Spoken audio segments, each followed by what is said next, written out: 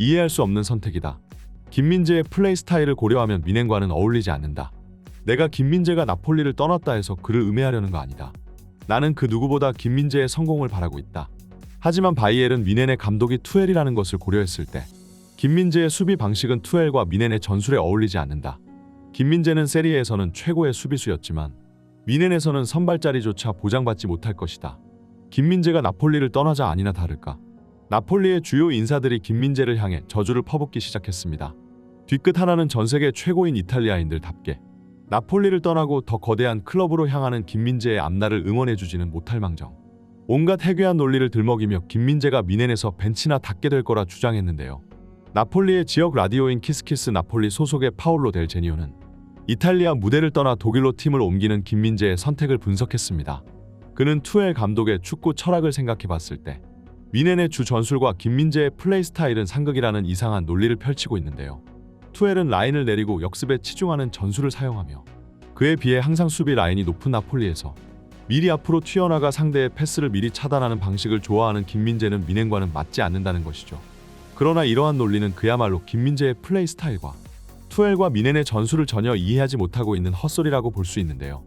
나폴리 언론의 꼴사나운 질투는 이미 SNS를 통하여 전 세계에 확산되었고 특히 이 주장을 접한 바이엘은 미넨 쪽은 기가 막히다는 반응을 보이며 직접 이 어처구니 없는 주장에 반박하고 나섰습니다. 김민재가 바이엘은 미넨에서 가장 많은 출전 시간을 소화하게 되는 이유 지금부터 풋볼 랭킹과 함께 알아보시죠. 이탈리아가 왜 3대 리그에서 밀려났는지 알겠다. 축구 전문가라는 사람이 저렇게 기본적인 축구 지식조차 없는 것만 보아도 최근 이탈리아 세리에가 내리막길을 걷는 그 이유를 알 수 있다. 특히 나폴리 언론의 김민재를 향한 질투는 정말 꼴사납다. 이탈리아 언론은 항상 팀을 떠나는 선수들을 향해 뒤끝치는 모습들을 보여준다.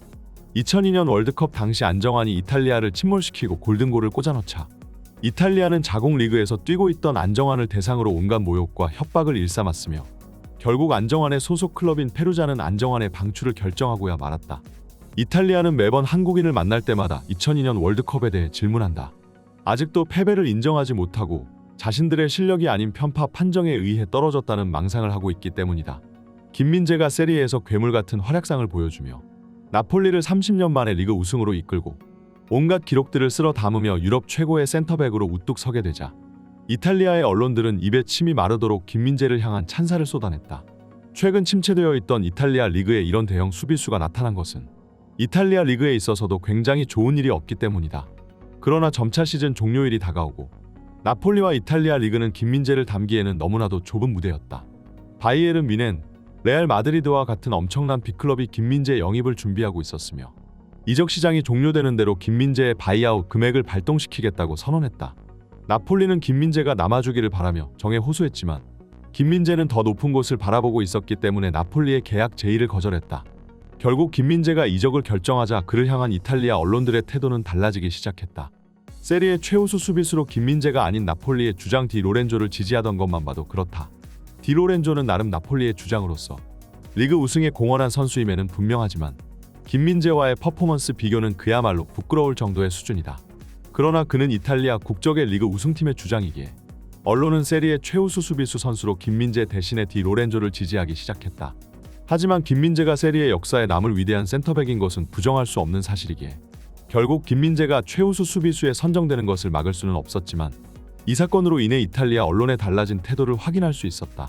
그리고 결국 현재 김민재의 바이에른 뮌헨 이적이 99% 확정되자 이탈리아 언론은 아예 김민재를 향해 저주를 퍼붓기 시작했다.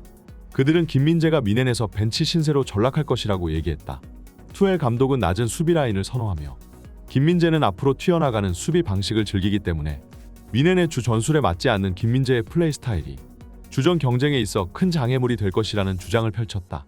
하지만 이는 이탈리아 언론의 무지몽매함을 잘 보여준다. 이는 완벽한 헛소리다. 이런 사람이 축구 전문가를 자처한다니 웃기지도 않는 일이다. 첫 번째로 뮌헨은 라인을 내리는 전술을 사용하지 않는다. 투엘이 수비적인 전술을 사용했던 것은 전 소속팀인 첼시를 지휘했을 시절이고 그 당시 첼시는 처참한 전방 공격진의 골 결정력과 빈약한 중원으로 인해 골머리를 썩고 있었기 때문에 투엘 감독은 선 수비 후 역습을 노리는 방식을 채택할 수밖에 없었던 것이다. 그러나 처참한 스쿼드로 고생했던 첼시 시절과는 달리 뮌헨은 분데스리가를 지배하고 있는 팀이며 유럽에서 가장 뛰어난 스쿼드를 보유하고 있다. 그리고 분데스리가를 챙겨본 사람이라면 알겠지만 분데스리가는 전 세계에서 가장 라인을 높게 올린 채 빠른 템포로 플레이하는 리그이고 그 중에서도 미네는 항상 리그 최강의 공격력을 자랑하는 팀이었다. 그런 팀을 보고 수비 라인을 내린다고? 미넨 경기를 단 한 개도 챙겨보지 않았음을 스스로 입증하는 꼴이다. 두 번째로 김민재는 전술을 가리지 않는 선수이다. 김민재의 엄청난 피지컬과 뛰어난 스피드를 바탕으로 한 인터셉트 능력은 나폴리의 높은 전방 압박 전술에 있어 가장 커다란 무기였고 상대가 역습을 시도하기도 전에 미리 공의 흐름을 읽어 차단해내는 김민재의 능력은 이보다 더 나폴리의 축구와 잘 어울릴 수가 없었다. 김민재가 그런 방식을 즐겨 사용했던 것은 나폴리가 그런 플레이 스타일을 요구했기 때문이다. 김민재는 그 어떤 전술에서도 완벽한 적응을 보여줄 수 있는 선수이다.